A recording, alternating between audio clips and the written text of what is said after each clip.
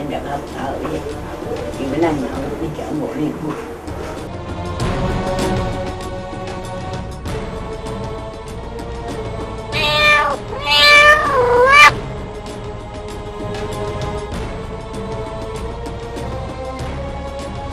മരിക്കണം, എല്ലാവരും മരിക്കണം. മരണമാണ് ഞാൻ നൽകുന്ന ശിക്ഷ.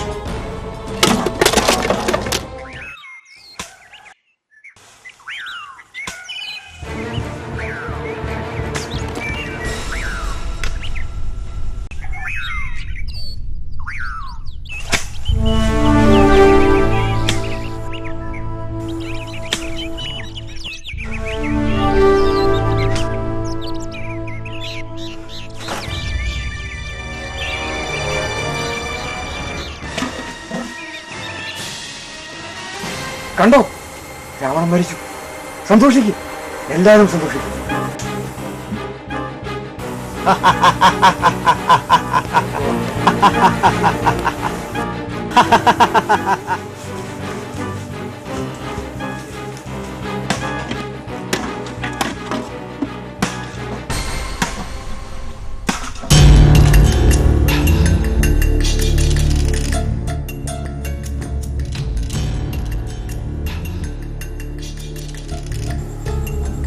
ഞാൻ കൊന്നു. അഹിംസ പാപമാണ്.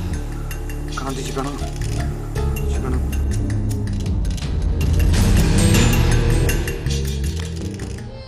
ബിനു ഒരു ചിത്തഭ്രമ രോഗിയാണ്. ചികിത്സയും കുടുംബാംഗങ്ങളുടെ സപ്പോർട്ടും നിമിത്തം അയാൾക്കിന്ന് അയാളുടെ അധ്യാപന വൃത്തിയിലേക്ക് തിരികെ ചെല്ലാൻ കഴിഞ്ഞു. എങ്കിലും മരുന്നും തുടർ ചികിത്സയിൽ നടത്താൻ അയാൾക്കൊപ്പം കുടുംബാംഗങ്ങൾ എപ്പോഴുമുണ്ട്. രോഗത്തെക്കുറിച്ചും മരുന്നിൻ്റെ ആവശ്യകതയെക്കുറിച്ചും അറിവ് ലഭിച്ച അയാളുടെ കുടുംബാംഗങ്ങൾ പരിപൂർണ പിന്തുണയുമായി ബിനുവിനൊപ്പം എപ്പോഴുമുണ്ട്.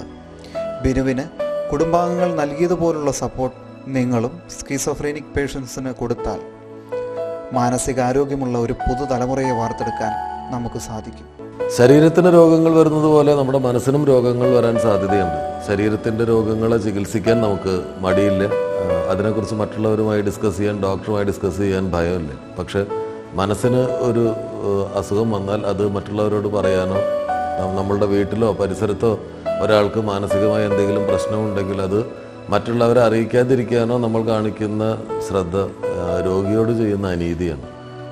മാനസിക രോഗങ്ങൾ, സ്കിസോഫ്രീനിയ പോലെയുള്ള അസുഖങ്ങൾക്ക് ചികിത്സയുണ്ട്. ആ ചികിത്സ രോഗിയെ ബെറ്ററായിട്ടുള്ളൊരു ജീവിതത്തിന് സഹായിക്കുകയും ചെയ്യും. രോഗിക്ക് വേണ്ടത് അലിവും നിങ്ങളുടെ ദയയും നിങ്ങളുടെ സ്നേഹപൂർണമായ പരിചരണവുമാണ്. ഇത്തരം കാര്യങ്ങൾ നമ്മുടെ സമൂഹത്തിന് നിർഭാഗ്യവശാൽ ഇപ്പോൾ ചെറിയ അജ്ഞതയുണ്ടെന്നാണ് മനസ്സിലാക്കുന്നത്. ആ അജ്ഞത മാറ്റാൻ ഉള്ള എളിയ ശ്രമമാണ് ഈ ഡോക്യുമെൻ്ററി. മെൻ്റൽ ഹെൽത്ത് മേഖലയിൽ 32 വർഷത്തെ നിസ്തുല സേവനം കാഴ്ചവെച്ച SH ഹോസ്പിറ്റൽ മെൻ്റൽ ഹെൽത്തിനെ കുറിച്ചുള്ള അവബോധം ജനങ്ങളിലേക്ക് എത്തിക്കുകയെന്ന സദുദ്ദേശ്യത്തോടെ ആരംഭിച്ചിരിക്കുന്ന SH സിനിമയുടെ പ്രഥമ സംരംഭമായ അൺടോൾഡ് സ്കിസോഫ്രീനിയ എന്ന ഡോക്യുമെൻ്ററി ഫിലിമിന് മാനേജ്മെൻറ്റിൻ്റെ ഭാഗത്തു നിന്നും എല്ലാവിധ ഭാവുകങ്ങളും നേരുന്നു. സ്കിസോഫ്രീനിയ അഥവാ ചിത്തഭ്രമം എന്ന പ്രഹേളിക മനഃശാസ്ത്ര രംഗത്തെ വിജ്ഞാന കുതിരികളെ എന്നും ആകർഷിച്ച ഒരു രോഗാവസ്ഥയാണ്. സ്കിസോഫ്രീനിയ രോഗം ചിത്രകാരന്മാർക്കും സിനിമാക്കാർക്കും സാഹിത്യകാരന്മാർക്കും എന്നും ആവേശം പകരുന്ന പ്രമേയമായിരുന്നു. ആയിരക്കണക്കിന് വർഷങ്ങൾക്ക് മുമ്പേ സ്കിസോഫ്രീനിയ രോഗം നമ്മോടൊപ്പം ഉണ്ടായിരുന്നു. 1896 എമിൽ ക്രേപ്ലൻ മാനസിക രോഗങ്ങളെ 3 തരംതിരിച്ചു. മാനിക് ഡിപ്രസീവ് സൈക്കോസിസ്, paranoia, dementia praecox. Dementia praecox എന്നാൽ മിഥ്യാധാരണകളുടെയും മിഥ്യാനുഭവങ്ങളുടെയും ശ്രദ്ധയില്ലായ്മയുടെയും മാത്രം ലക്ഷണങ്ങളടങ്ങിയ രോഗമാണെന്നായിരുന്നു എമിൽ ക്രേപ്ലൻ വിശ്വസിച്ചിരുന്നത്. കൂടാതെ കൗമാര കാലഘട്ടത്തിൽ ആരംഭിക്കുന്ന മാനസിക വൈകല്യമാണെന്നർത്ഥത്തിലാണ് അദ്ദേഹം ഡിമെൻഷ്യ പ്രീകോക്സ് എന്ന ലാറ്റിൻ പേര് ഈ രോഗത്തിന് സ്വീകരിച്ചത്. 1911 സ്വിറ്റ്സർലൻഡിലെ സൈക്കാട്രിസ്റ്റായ യൂജിൻ ബ്യൂലർ ഡിമെൻഷ്യ പ്രീകോക്സിന് എമിൽ ക്രേപ്ലൻ കൊടുത്ത വിശദീകരണം പോരാ എന്ന് അഭിപ്രായപ്പെട്ടു. യൂജിൻ ബ്യൂലറാണ് ഈ രോഗത്തിന് സ്കിസോഫ്രീനിയ എന്ന പേര് നൽകിയത്. സ്കിസോഫ്രീനിയ എന്ന പേരിനർത്ഥം സ്പ്ലിറ്റ് ഓഫ് മൈൻഡ് എന്നാണ്. സ്കിസോഫ്രീനിയ എന്ന് പറഞ്ഞാൽ ഒരു മേജർ മെൻ്റൽ ഇൽനെസ് ആണ്. അത് ഒരു പേഴ്സണാലിറ്റി അല്ല. പണ്ട് മനുഷ്യർ വിചാരിച്ചു അത് ഒരു സ്പ്ലിറ്റ് പേഴ്സണാലിറ്റി എന്നുള്ളൊരു തെറ്റായ ധാരണ ഉണ്ടായിരുന്നു. ഇപ്പം നമുക്ക് വളരെ ക്ലിയറാണ് അതൊരു മേജർ മെൻ്റൽ ഇൽനെസ് ആണ്.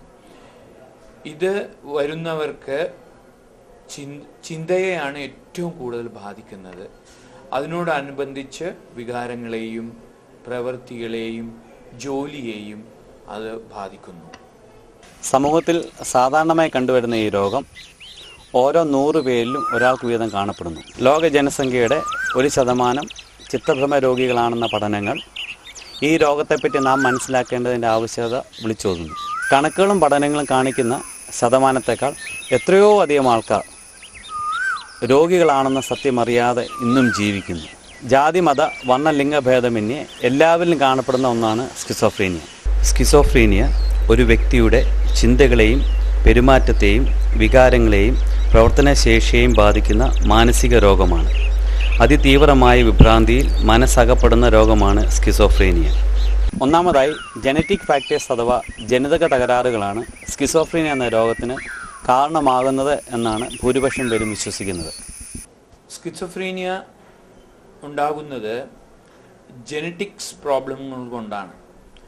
ജീനുകളുടെ ചില ഭാഗങ്ങളിൽ ഉണ്ടാകുന്ന ഡിഫക്റ്റുകളാണ് സ്കിസോഫ്രീനിയ ഉണ്ടാക്കുന്നത്.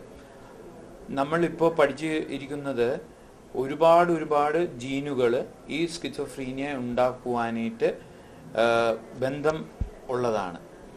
അപ്പം പാരമ്പര്യമായിട്ട് വരാനായിട്ടുള്ള ഏറ്റവും വലിയ ഒരു എവിഡൻസ് ആണ് ജീൻ പ്രോബ്ലംസ്.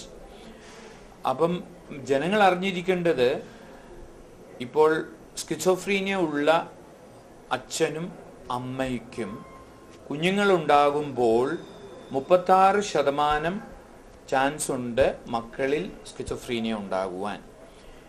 മക്കളിൽ സഹോദരന്മാരിൽ ഒരാൾക്ക് സ്കിസോഫ്രീനിയ ഉണ്ടെങ്കിൽ 8% ചാൻസ് ഉണ്ട് മറ്റു സഹോദരനോ സഹോദരിക്ക് വരുവാൻ. ഇനി ട്വിൻസ് ഉണ്ടെങ്കിൽ, ഒരു ട്വിന്നിന് സ്കിസോഫ്രീനിയ ഉണ്ടെങ്കിൽ മറ്റേ ട്വിന്നിന് വരാനുള്ള ചാൻസ് 28%. ഇതിൽ നിന്ന് നമുക്ക് മനസ്സിലാക്കാം ജീനുകളുടെ തകരാറ് കൊണ്ടാണ് സ്കിസോഫ്രീനിയ ഉണ്ടാകുന്നതെങ്കിലും ഇതിന് ഓരോരുത്തരുടെ ന്യൂറൽ ഡെവലപ്മെൻറ്റ് ജനിക്കുമ്പോൾ മുതൽ ബ്രെയിൻ വളരുന്നത് 15 വയസ്സ് വരെയാണ്. ഈ 15 വയസ്സ് വരെയുള്ള പ്രായത്തിലുണ്ടാകുന്ന ന്യൂറോണുകളുടെ വളർച്ചയും ബ്രാഞ്ചിങ്ങും തീർച്ചയായിട്ടും ഈ സ്കിസോഫ്രീനിയ ഉണ്ടാകുവാനായിട്ടുള്ള ഒരു പ്രധാന കാരണമാണ്. രണ്ടാമതായി പാരമ്പര്യ ഘടകങ്ങളെ അടിസ്ഥാനമാക്കി അച്ഛനോ അമ്മയ്ക്കോ അല്ലെങ്കിൽ ആരെങ്കിലും ഒരാൾക്ക് രോഗമുണ്ടെങ്കിൽ കുഞ്ഞിനും രോഗം വരുമെന്ന സാധ്യത. മൂന്നാമത്തെ കാരണമായി പറയപ്പെടുന്നത് തലച്ചോറിൻ്റെ ഘടനയും പ്രത്യേകതയുമാണ്. പരീക്ഷണ നിരീക്ഷണങ്ങളുടെ അടിസ്ഥാനത്തിൽ തലച്ചോറിൻ്റെ മൊത്തത്തിലുള്ള വലിപ്പം സ്കിസോഫ്രീനിയ രോഗികളിൽ സാധാരണക്കാരൻ്റെ തലച്ചോറിനേക്കാൾ ഭാരം കുറവാണെന്ന് തെളിയിക്കപ്പെട്ടിട്ടുണ്ട്. അടുത്ത പ്രധാനമായ ഒരു ഘടകം എന്ന് പറയുന്നത് ന്യൂറോ ഡീജനറേറ്റീവ് ചേഞ്ചസ് ആണ്. അതായത് സ്കിസോഫ്രീനിയ രോഗിയുടെ തലച്ചോറിൽ ഉണ്ടാവുന്ന ക്രമേണ മാറ്റങ്ങളാണ് പ്രധാനമായ ഒരു കാരണം അറിയപ്പെടുന്നത്. പഠനങ്ങൾ തെളിയിക്കുന്നത് സ്കിസോഫ്രീനിയ രോഗിയുടെ തലച്ചോറ് കാലക്രമേണ ചുരുങ്ങി വരുന്ന ഒരവസ്ഥയാണ് ശാസ്ത്രത്തിൽ തെളിഞ്ഞു വന്നിരിക്കുന്നത്. ചില മാറ്റങ്ങൾ സംഭവിക്കുന്നു. അത് സ്കിസോഫ്രീനിയ രോഗിയുടെ തലച്ചോറും സാധാരണ മനുഷ്യൻ്റെ തലച്ചോറും കമ്പയർ ചെയ്യുമ്പോൾ ചില മാറ്റങ്ങൾ തെളിഞ്ഞു വന്നിട്ടുണ്ട്. ഉദാഹരണത്തിന് തലച്ചോറുടെ വലിപ്പം, അതായത് ബ്രെയിൻ വോള്യൂം കുറഞ്ഞു വരിക എന്നാണ് ആദ്യത്തെ ഒരു മാറ്റം. രണ്ടാമത്തെ മാറ്റം തലച്ചോറിലുണ്ടാകുന്ന ഞരമ്പുകളുടെ അളവ് കുറഞ്ഞു വരിക, ന്യൂറോണൽ ഡെൻസിറ്റി കുറഞ്ഞു വരിക എന്നാണ് അടുത്ത രണ്ടാമത്തെ ഒരു മാറ്റം കാണുന്നത്. മൂന്നാമത്തെ മാറ്റങ്ങൾ തലച്ചോറിലുണ്ടാകുന്ന ഞരമ്പുകൾ കാലക്രമേണ നശിച്ചു വരുന്ന, അതായത് ന്യൂറോ ഡീജനറേഷൻ എന്ന് അറിയപ്പെടുന്ന ഒരു സംഭവമാണ് കാണാൻ ഇടയുണ്ടായിട്ടുള്ളത്. ഈ ഒരു മാറ്റങ്ങൾ മിക്കപ്പോഴും അത് ഇറവേഴ്സിബിളാണ്. അതായത് മാറ്റങ്ങൾ ഒരു തവണ വന്നു കഴിഞ്ഞാൽ അതിൻ്റെ പൂർണ്ണമായ ഒരു റിക്കവറി നമുക്ക് കിട്ടാൻ പ്രയാസമാണ്. അതുകൊണ്ട് തന്നെ ഈ വൈദ്യശാസ്ത്രത്തിൽ നമുക്ക് ഉണ്ടാവുന്ന ബുദ്ധിമുട്ട് ഈ രോഗത്തിൻ്റെ കംപ്ലീറ്റ് റിക്കവറി അല്ലെങ്കിൽ കംപ്ലീറ്റ് ആയിട്ട് ചികിത്സിക്കാനുള്ള ബുദ്ധിമുട്ടും കാണാൻ ഉണ്ട്. അതേസമയം പക്ഷേ ഈ രോഗത്തിൻ്റെ ആദ്യത്തെ സ്റ്റേജിലോ ആദ്യത്തെ ഘട്ടത്തിൽ നമ്മൾ തന്നെ കണ്ടുപിടിക്കുകയോ അതിനെ ചികിത്സിക്കുകയോ ആണെങ്കിൽ ഈ രോഗത്തിൻ്റെ കാഠിന്യം കുറയ്ക്കാനും അതേപോലെ ഇതിൻ്റെ ഒരു പ്രോഗ്രഷനും നമുക്ക് തടയാൻ പറ്റുന്നതാണ്. So early detection and early intervention is the right choice. Schizophrenia അല്ലെങ്കിൽ ചിത്തഭ്രമം എന്ന് പറയുന്ന രോഗം ഒരു പ്രത്യേക ഒരു കാരണമോ അല്ലെങ്കിൽ ഒരു വൈറസോ ബാക്ടീരിയ മൂലം ഉണ്ടാവുന്നതല്ല. അതിനേക്കാൾ പല പ്രശ്നങ്ങളും പല കാരണങ്ങളും ഒരുമിക്കുമ്പോൾ പ്രത്യക്ഷപ്പെടുന്ന ഒരു രോഗമാണ് സിസോഫ്രനിയ. പ്രമേഹത്തിലുണ്ടാവുന്ന പോലെ തന്നെയാണ് ഈ ഒരു പ്രമേഹത്തിൽ ഷുഗറിൻ്റെ അളവ് കൂടുന്ന പോലെ തന്നെയാണ് തലച്ചോറിൽ ന്യൂറോ കെമിക്കൽ ഡോപ്പമീൻ എന്ന് പറയുന്ന ആ രസായനത്തിൻ്റെ അളവ് വർദ്ധിക്കുന്നുകൊണ്ടാണ് ഈ രോഗം പ്രധാനമായിട്ടുണ്ടാവാൻ കാരണമെന്ന് പഠനങ്ങൾ തെളിയിക്കുന്നു. നാലാമതായി, ഗർഭാവസ്ഥയിലോ പ്രസവ സമയത്തോ കുഞ്ഞിനുണ്ടാകുന്ന ക്ഷതങ്ങൾ, അപകടം മൂലമുണ്ടാകുന്ന ക്ഷതങ്ങൾ, ബ്രെയിൻ ഇഞ്ചുറീസ് തുടങ്ങിയവ ഭാവിയിൽ സ്കിസോഫ്രീനിയ രോഗത്തിന് കാരണമായേക്കാം. അഞ്ചാമതായി, വ്യക്തിയിൽ അന്തർലീനമായി ഉറഞ്ഞുകിടന്നിരുന്ന രോഗം കടുത്ത മാനസിക സമ്മർദ്ദം മൂലമോ ലഹരിയുടെ അമിത ഉപയോഗം മൂലമോ പുറത്തു വന്നെന്ന് വരാം. അനാരോഗ്യപരമായ കുടുംബ ബന്ധങ്ങളും ജീവിത സാഹചര്യങ്ങളും ഒരു വ്യക്തിയെ രോഗിയാക്കിയെന്ന് വരാം. അടുത്ത പ്രധാനമായിട്ട് ഘടകം എന്ന് പറയുന്നത് മനഃശാസ്ത്രപരമായ വസ്തുതകൾ, കുടുംബ പ്രശ്നങ്ങൾ, സംഘർഷം നിറഞ്ഞ ജീവിതം, ഇതെല്ലാം ഈ അന്തർലീനമായി കിടക്കുന്ന രോഗത്തിനെ പുറത്തു കൊണ്ടുവരാൻ സഹായിക്കുന്നതാണ്. അതേപോലെ തന്നെ ഒരു മനുഷ്യൻ്റെ ജീവിത രീതി, ജീവിതത്തിൽ ഉപയോഗിക്കുന്ന അയാൾ ലഹരി ഉപയോഗിക്കുന്നുണ്ടെങ്കിൽ പ്രധാനമായിട്ട് ആൽക്കഹോൾ, ഗാഞ്ചാവ് എന്ന ഉപയോഗിക്കുന്ന ശീലങ്ങളുണ്ടെങ്കിൽ ഈ രോഗം വളരെ പെട്ടെന്നായിരിക്കും അന്തർലീനമായി കിടക്കുന്ന രോഗം പുറത്തേക്ക് കൊണ്ടുവരാൻ സഹായിക്കുന്നത്. അപ്പോൾ നമ്മുടെ ജീവിത രീതിയിൽ ഇത് നമ്മൾ സൂക്ഷിക്കുകയാണെങ്കിൽ ഒരു പരിധി വരെ നമുക്കിതിനെ തടയാൻ കഴിയും. മറ്റുള്ളവരുമായി പൊരുത്തപ്പെട്ട് ജീവിക്കുവാൻ കഴിവില്ലാത്തവരാണ് സ്കിസോഫ്രീനിയ രോഗികൾ. പൊതുവെ തൻ്റെ രോഗത്തെക്കുറിച്ചുള്ള ഉൾക്കാഴ്ചയില്ലായ്മ രോഗിയെ പലപ്പോഴും പൊരുത്തക്കേടുകളുടെ ഒരു കലവറയാക്കി മാറ്റിയെന്ന് വരാം. ഇതിനാൽ സ്കിസോഫ്രീനിയ എന്ന രോഗം ഒരു സോഷ്യൽ ഇൽനസ് അഥവാ സാമൂഹിക രോഗമായി കണക്കാക്കപ്പെടുന്നു.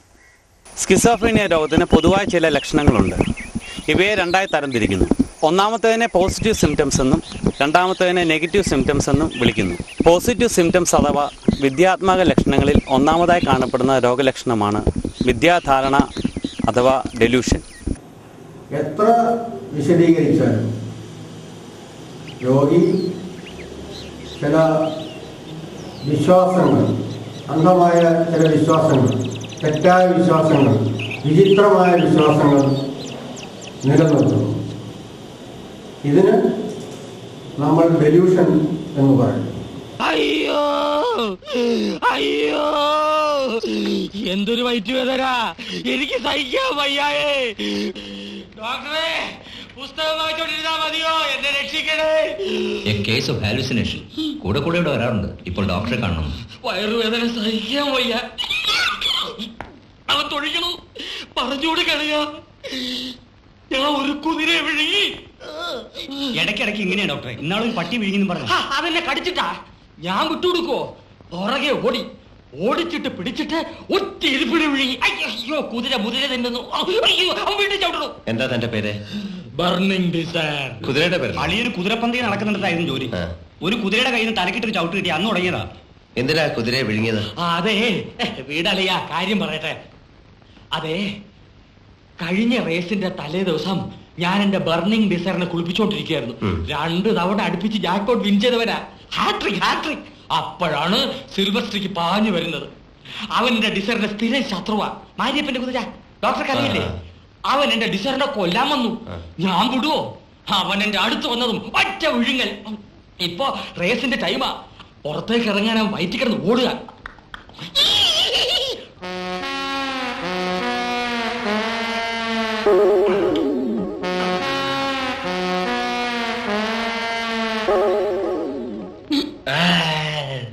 ഇപ്പൊ എങ്ങനെയുണ്ട്? സുഖമുണ്ട്. വേദനയുണ്ടോ?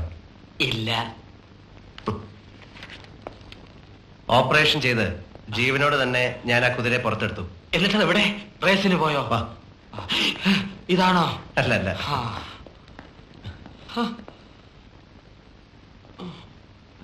ദാ നിൽക്കുന്നു, കണ്ടോ? അത് കറുത്ത കുതിരയല്ലേ? ഞാൻ വിഴുങ്ങിയത് വെള്ള കുതിരയാ. അത് വയറ്റിനകത്ത് കിടന്ന് കളർ മാറിയതാ. ഇല്ല, ഇപ്പോഴും അത് വയറ്റിൽ തന്നെ ഉണ്ട്. അത് വയറ്റിൽ കിടന്ന് ഓടുന്നു. എന്നെ കൊണ്ട് ഓടാൻ പോകുന്നു. അയാളെ പിടിക്കേ, അയാളെ പിടിക്കേ.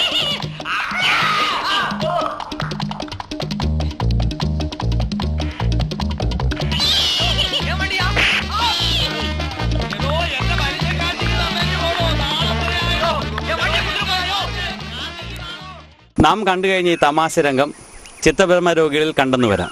ഇത് ഡെലൂഷനുള്ള ഉത്തമ ഉദാഹരണമാണ്. ഇവിടെ ജഗതിയിൽ അടിയുറച്ചു നിൽക്കുന്ന വിശ്വാസമാണ് അയാൾ കുതിരയെ വിഴുങ്ങി എന്നുള്ള ധാരണ. ഡോക്ടർ എന്ന ലാലിൻ്റെ വേഷം പറയുന്ന യാഥാർത്ഥ്യത്തോട് തെല്ലുമടുക്കുവാൻ ജഗതിയിലെ ചിത്തഭ്രമ രോഗിക്ക് സാധിക്കുന്നില്ല. രണ്ടാമതായി കാണപ്പെടുന്ന പോസിറ്റീവ് സിംറ്റമാണ് ഹലൂസിനേഷൻ അഥവാ മിഥ്യാനുഭവങ്ങൾ. പഞ്ചേന്ദ്രിയങ്ങളിൽ രോഗിക്ക് അനുഭവപ്പെടുന്ന മതിഭ്രമങ്ങളാണ് ഹലൂസിനേഷൻസ് എന്ന് വിളിക്കപ്പെടുന്നത്. മറ്റുള്ളവർക്ക് കേൾക്കാൻ കഴിയാത്ത സാങ്കല്പിക ശബ്ദങ്ങൾ രോഗി കേൾക്കുകയും അതിനോട് പ്രതികരിക്കുകയും ചെയ്യുന്നു.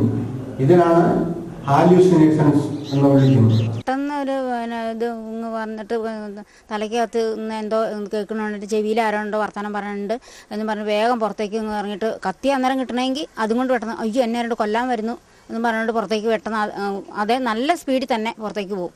പുറത്തേക്ക് പോയിട്ട് അതിലെല്ലാം പരിധി നോക്കും. എന്നെ ആരാണ്ട് ഇപ്പം വന്നു എന്നാണ് പറയണത്. നമ്മൾ എന്നെ കൊല്ലാൻ ആരാണ്ട് വന്നുണ്ട് എന്ന് പറഞ്ഞു. പിന്നെ ആരും എന്നെ മോനെ ആരും ഇല്ല, നിനക്ക് തോന്നണമായിരിക്കും എന്ന് പറഞ്ഞാൽ അതല്ല, എന്നെ ആരാണ്ട് വരണ്ടെന്ന് പറഞ്ഞാൽ മുറ്റും ചുറ്റി ഓടുവോ അന്നേരം കൈ കിട്ടണം. എന്നെ വെച്ചാൽ ചിലപ്പോൾ ആ വാക്കത്തി ആ കയ്യിലിരിക്കണമെങ്കിൽ അത് വെച്ചൊരു വെട്ട്. കഥകൊന്നും ഇല്ല വീട്ടിൽ, കഥകിനൊന്നും ഇതില്ല, എല്ലാം അടിച്ച് പൊളിച്ച് എല്ലാം കളഞ്ഞേക്കുക. കട്ടിലിന് വള്ളിയില്ല, കട്ടിലെല്ലാം കത്തിച്ച് കളഞ്ഞു. അങ്ങനെ ഓരോ ഷോക്കിൽ ഇങ്ങ് വന്നെ എന്നാ ചെയ്യണമെന്ന് പറയാൻ പറ്റില്ല. ഒരു സെൻ്റെ സാരി മൊത്തം കത്തിച്ച് കളഞ്ഞു.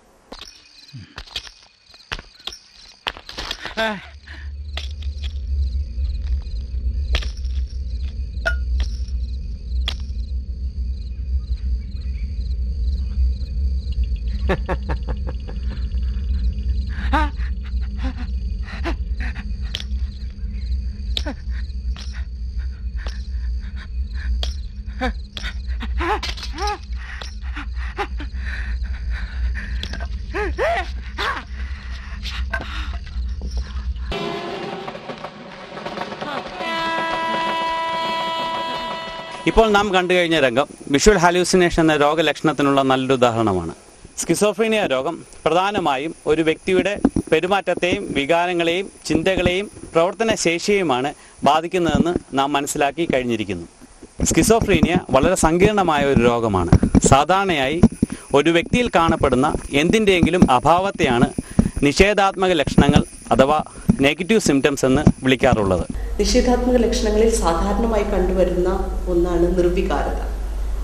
ഒത്തിരി അവർക്ക് ആ രോഗികൾക്ക് അവരുടെ ഇമോഷൻസ് പ്രകടിപ്പിക്കാനുള്ള രീതിയിൽ പരിമിതി കാണപ്പെടുന്നു. ഒത്തിരി സന്തോഷമുള്ള അവസരങ്ങളായാലും ദുഃഖമുള്ള അവസരങ്ങളായാലും അവരുടെ വികാരങ്ങൾ വളരെ പരിമിതമായിരിക്കും. വേറെ ഒന്ന് ഇതിൻ്റെ മുഖമുദ്ര എന്ന് തന്നെ പറയാവുന്ന ഒന്നാണ് സംസാരരാഹിത്യം. അതായത് അവരുടെ ചിന്തകളിലും അവരുടെ സംസാരങ്ങളും എല്ലാം വളരെ പതുക്കെയായിരിക്കും. മാത്രമല്ല ഏതെങ്കിലും ഒരു അവസരത്തിൽ അവർ സംസാരിക്കേണ്ടതായിട്ടുള്ള അവസരങ്ങൾ വരുമ്പോൾ അതിൽ നിന്ന് ഉൾവലിയുന്നതായിട്ടും ഇല്ല ഒന്നോ രണ്ടോ വാക്കുകളിൽ മാത്രം അവരുടെ ഉത്തരങ്ങൾ ഒതുങ്ങുന്നതായിട്ടും നമുക്ക് കാണാം. വേറെ ഒന്നാണ് നിഷ്ഠയില്ലായ്മ. നിഷ്ഠയില്ലായ്മ ജീവിതത്തിൽ അവരുടെ എല്ലാ അവസ്ഥകളിലും നമുക്ക് കാണാൻ പറ്റും. ഉദാഹരണത്തിന് സമയത്തിന് കുളിക്കുകയില്ല, വൃത്തിയായ വസ്ത്രം ധരിക്കുകയില്ല, ഉറങ്ങാൻ പറ്റുന്നില്ല. അങ്ങനത്തെ ഓരോ ചിട്ടകളിലും ഈ നിഷ്ഠയില്ലായ്മ നമുക്ക് വളരെ പ്രകടമായി തന്നെ കാണാൻ പറ്റുന്നതാണ്. പിന്നെ ഒന്നാണ് അവർ സമൂഹത്തിൽ നിന്ന് ഉൾവലിയുന്നു. സമൂഹത്തിൽ നിന്ന് മാത്രമല്ല കുടുംബത്തിൽ നിന്നും അതിൻ്റെ ഉത്തരവാദിത്തങ്ങളിൽ നിന്നും എല്ലാം ഉൾവലിയുന്ന ഒരു അവസ്ഥ കൂടെ നമുക്ക് ഇത്തരം രോഗികളിൽ വളരെ വ്യക്തമായിട്ട് കാണാറുണ്ട്. ഈ അവസ്ഥ ചികിത്സയ്ക്ക് മുമ്പ് വളരെ കൂടുതലായും ചികിത്സ കഴിഞ്ഞാലും ഒരു ചെറിയ അളവിലും രോഗികളിൽ പിന്നെയും തുടർന്ന് കാണാറുണ്ട്. ഈ ലക്ഷണങ്ങളുടെ ചികിത്സയ്ക്കായിട്ട് മരുന്നുകൾ ആവശ്യമാണ്. പക്ഷെ മരുന്നുകളെക്കാൾ കൂടുതലായിട്ട് അവരുടെ പ്രോത്സാഹനം, അതായത് വീട്ടുകാരും അവരെ ട്രീറ്റ് ചെയ്യുന്ന ഡോക്ടേഴ്സും കൊടുക്കുന്ന പ്രോത്സാഹനവും വളരെ ഒരു വലിയ പങ്ക് വഹിക്കുന്നുണ്ട്. അവരെ കുറ്റപ്പെടുത്തുകയോ അവരെ നിരുത്സാഹപ്പെടുത്തുകയോ ചെയ്യുന്നതിൽ നിന്ന് ചെയ്യുന്നതിന് പകരമായിട്ട് അവർക്ക് അവരുടെ എല്ലാ പ്രവൃത്തികളിലും സഹകരണവും പ്രോത്സാഹനവും കൊടുത്തു കഴിഞ്ഞാൽ ഇത്തരം ലക്ഷണങ്ങളിൽ നിന്നൊക്കെ വളരെയധികം മാറ്റങ്ങൾ നമുക്ക് കാണാൻ കഴിയും. മാനസിക രോഗങ്ങളെക്കുറിച്ചുള്ള ആദ്യകാല സങ്കല്പം വളരെ വിചിത്രമായിരുന്നു. അന്ധവിശ്വാസങ്ങളും അജ്ഞതയും ഇടകലർന്നുള്ള വിശ്വാസങ്ങളായിരുന്നു മാനസിക രോഗത്തെപ്പറ്റി ആദ്യകാലങ്ങളിൽ ഉണ്ടായിരുന്നത്. മാനസിക രോഗങ്ങൾ എന്നത് ചെകുത്താൻ്റെയോ പ്രേതത്തിൻ്റെയോ ആവേശം കൊണ്ടുണ്ടാകുന്നതാണെന്നുള്ള സങ്കല്പം പല സമൂഹങ്ങളിലും നിലനിന്നിരുന്നു. ഇവയെ ഒഴിപ്പിക്കുന്നതിന് വേണ്ടി മന്ത്രവാദം, കൂടോത്രം, പ്രാകൃത പീഡന മുറകൾ തുടങ്ങിയവ പണ്ട് ഉപയോഗിച്ചിരുന്നു. സ്കിസോഫ്രീനിയയുടെ ട്രീറ്റ്മെൻറ്റിനെ പറ്റി നമ്മൾ ഒന്ന് ഹിസ്റ്ററി നോക്കുകയാണെങ്കിൽ നമ്മൾ പഴയ ട്രീറ്റ്മെൻറ്റ് ഹിസ്റ്ററിയിൽ നമ്മൾ ട്രീറ്റ്മെൻറ്റ് നമ്മൾ കാണുന്നത് ഈ രോഗം 17th century 16th century തൊട്ടേ ഉള്ള രോഗമാണ്. ഈ 16th centuryയിൽ ട്രീറ്റ്മെൻറ്റ് എന്ന് പറഞ്ഞാൽ നമുക്ക് ഇല്ലായിരുന്നു. അതിൽ നമ്മൾ ചെയ്തുകൊണ്ടിരുന്നത് ഈ പേഷ്യൻറ്റിന് സ്കിസോഫ്രീനിയ ബാധിച്ചു കഴിഞ്ഞാൽ അവരെ ട്രീറ്റ് ചെയ്യുന്ന രീതികളെന്ന് പറഞ്ഞു കഴിഞ്ഞാൽ ഡോക്ടേഴ്സ് അല്ലായിരുന്നു. അതിന്